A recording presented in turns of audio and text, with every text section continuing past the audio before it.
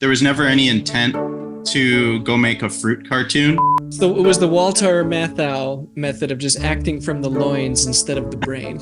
Barky sniffs banana up the nose. He can't stop what's coming. And Batman's foaming at the mouth and he's like... If you have no clue what's going on right now, I assure you we can explain. Today we're gonna unearth an old classic, Fruitless Efforts. Okay, there's your warning. Anyway, I want to introduce you to two old friends and colleagues, Andrew Chesworth and Aaron Quist. Today they give a long-awaited explanation. Where did Fruitless Efforts come from? And it was a little like asking your parents how are children made and getting a story about an apple, a banana, some grapes, and a tree. Okay, here we go.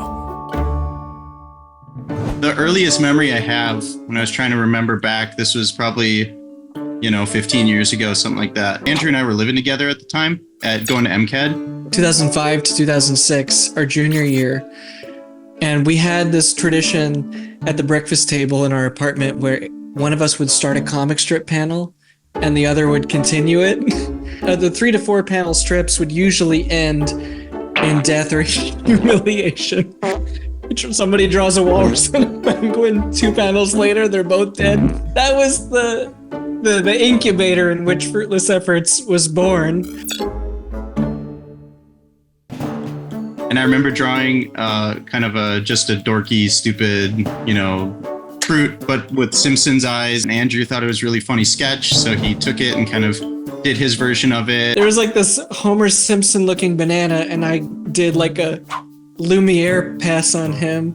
Yeah. Or maybe like the caterpillar from Alice in Wonderland. Like I did like kind of a dumb Disney version of his dumb Homer Simpson banana. Again, the inception of those was a lot of inside jokes. There was a stop motion film that I directed myself. I shot in my sophomore, junior year, I can't remember, about a little mushroom. And I had this tree, this anthropomorphized tree, which had a face.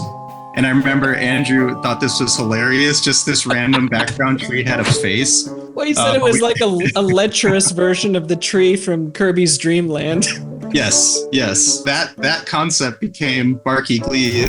The through line of the short is, Apple is the audience insert as much as a short like that can even have one. I think he's a guy who, he likes security and he likes to be left alone. He's got a lot of fears. He's got a lot of anxiety. And he's like a 1950s businessman, like Brennan Stimpson. It's a pastiche. It's like one character has to be doing something. He has to have some derived motivation based on his... Yeah, how about he goes to work? That's so funny. He just wants to have a routine.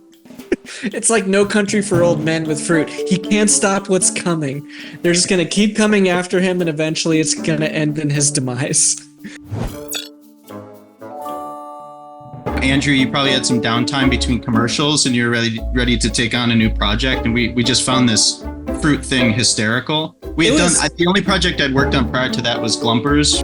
And like Fruitless Efforts and Glumpers were the ones that you and I kicked around that rose to the top. Well, then fast forward to 2008, Aaron and I are 1 year out of school, and the idea comes up of like, maybe we do Fruitless Efforts. We had done this AICP sponsor intro that used to be called Wild West when it was my senior thesis idea. Then it became the AICP intro. And the idea there was we took sort of 3D paper dolls in Maya and animated them like Paper Mario style in a 3D environment. And that was a really cost-effective and fun way to work. And that was the prototype for what became Fruitless Efforts, this sort of paper doll in Maya in place of doing 2D. So I think what separated the Wild West AICP from Fruitless Efforts the most was not just the squashy, stretchy rigs, but like the look, doing actual hand-drawn 2D effects over the animation. Interesting note here. I've been working for Make for like 17 years. And my first internship was working on Fruitless Efforts. I remember it being a summer where I drew juice all day. It was kind of gross. Anyway, we really tried to make Fruitless Efforts look like a moving, painted, Saturday morning cartoon. And Fruitless Efforts, we actually did fully hand-drawn concepts and walk cycles. And we thought it was going to be a fully hand-drawn short. That's right. Yeah. I remember Apple Apple had the leaning forward pose, and I think he was carrying a briefcase or something, and Banana had the stupid, like, elbows up. Like, and I ended up recreating that walk cycle with the puppet rigs 2 years later. But and a lot of the spirit of, like, why is this funny is because of the storyboards. Like, there's the funny drawing. Like, I'm laughing because the drawing is funny. And you know, you look at these animatics for these big feature films, like even Pixar films, there's sequences that are funny because they're drawing the characters stupid, like intentionally stupid. And with Fruitless Efforts, we wanted that to remain to the end product. Like, the intentionally stupid storyboard drawing is the polished, slick end result. Aaron did all the backgrounds and he storyboarded the whole thing. Yeah. And then I kind of like got the rigs off the ground.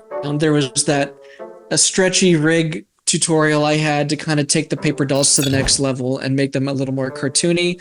And I had these prefab head turns where the whole face rig was on a group, and if you slid it from like one side to the other on the channel box in Maya, it would do the prefab head turn. So you could still animate. Nice. You could still animate the controls on the face, and those movements would ride on top of that prefab head turn. So it's kind of like what they do in Harmony now on a lot of 2D rigged television shows, but we did it in Maya. I could get really good performance out of those NURBS curves because you could up the tessellation at render and get like a perfect like vector line without having a high poly scene. The time NURBS was the way I could get like a good vector render out of it. Before that, Aaron and I did all of our 2D commercials on paper. So this was a project where we could really fully integrate the draw over effects into our workflow and get a result that looked a little bit more unique at the time that we made it. There was no rhyme or reason to it. I can tell you when we made it, everything was just kind of impulsive based on what was funniest in that shot. It was the Walter Matthau method of just acting from the loins instead of the brain. It still had to follow the theme of our apartment comics where it has to end in death and or humiliation, preferably both. I would say it's not an objectively stupid idea because if you look at the premise, there are things about it that are handled with this kind of like vacant disregard for character cognizance, and maybe that part you could discern as stupid. But the premise, if I were to pitch to you, it's a short about a bunch of fruit that escape a tree, and then, you know, it doesn't survive. Stay with me. It doesn't survive the actual pitch. That's why we it's a bunch of fruit that escape a tree, and the tree wants to the tree part to me is not the important part. The story is the Odd Couple thing, which Andrew referenced with Walter Matthau before. The story is Apple and Banana. Grape is like the Donnie of the trio, like the Big Lebowski trio. Exactly. But the story is really about Apple and Banana. It's like a working stiff and like a low life kind of hanger on, or it's like his loser roommate. That's the story. Because if you look back at the boards, pretty much every sequence in there is boarded out. We just kind of developed some of the gags, like the timing. Like that's all Andrew. The comedic timing of how the physical comedy would play out, that was sort of found as we were animating it. So the film just got longer to accommodate what we thought was the ideal timing for the jokes and the sound effects and the voices. It was just stream of consciousness jokes for the most part, but it was picking up and using as many of our inside jokes we had at the time. Most of those came from Andrew and my MCAD experience, just kind of collecting jokes over the years. We'll start with the "it's in my mouth" thing.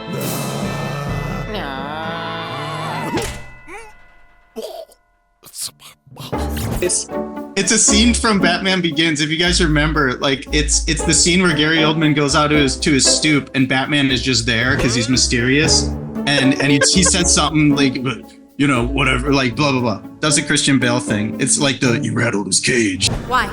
You rattled his cage. But then Commissioner Gordon just comes out with a broom, and he's just like, get out of here! Like he's shooing off a pigeon, and then Batman's like, and then Gary Oldman like sprays some like toxic bug repellent or something at Batman, and Batman he maces him.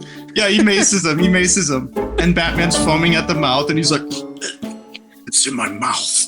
And then we're animating that bit where the apple's pie tin goes into the oven, and the oven says it's in my mouth in the Aaron Quist, Christian Bale voice. And we're like, here's an opportunity for us to just put that in something. And hey, let's just have it be the only line of actual spoken dialogue in the whole short. So that's where it came. That's where it came from. Yep. The sound you hear throughout of the grapes going like, that sound is originally a parody of Andrew and I parodying the movie Spirited Away. And it's the moment when No Face is trying to give gold to Chihito, and he's like handing it to her, and he's like, and we found that sound so funny. It just showed up in more and more of our animations where it's like eventually like it became the "d" and which is the line of dialogue for all the Grape characters. Could not for the life of me remember where the inside joke came from, but it's when Barky sniffs banana up the nose. Oh, I think it's based on Peter Stormare's acting style from Fargo. I don't know if it's something he did in Fargo, but I know we definitely referenced like the dumb stare of Peter Stormare. Banana falls out of the car and the tree looks at him. And then he looks back at the tree, and the joke is that it's lazy character design where they have exactly the same face.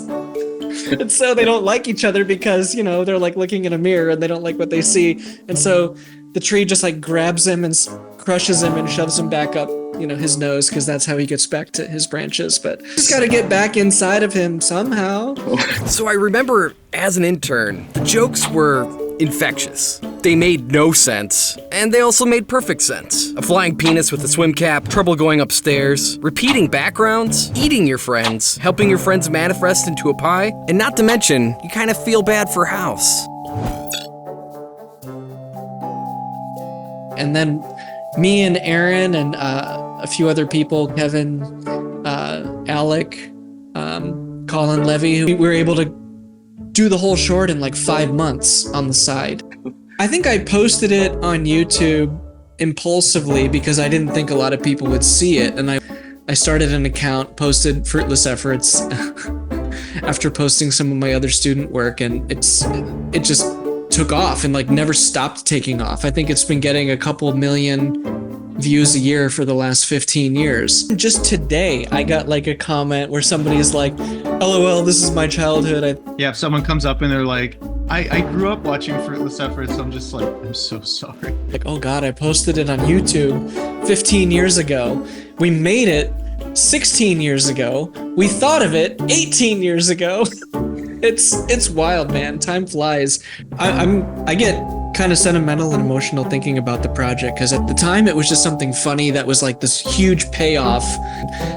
60 million views and 15 years later, and I'm sure 20 years from now I'm gonna be still thinking about that project, looking at the comments and laughing, and I'm so grateful for that. It helps me feel close to you guys, and treasure those memories of being 23 and stupid and shooting for the moon with this crazy project. And biggest shout out is to Danny for just kind of bankrolling this thing and giving us the flexibility to work on it and kind of giving us enough rope to hang ourselves with, so to speak, and just being able to take a risk and trusting that we would make something goofy that we found was funny. And I never thought I would have to answer for it publicly, but here we are.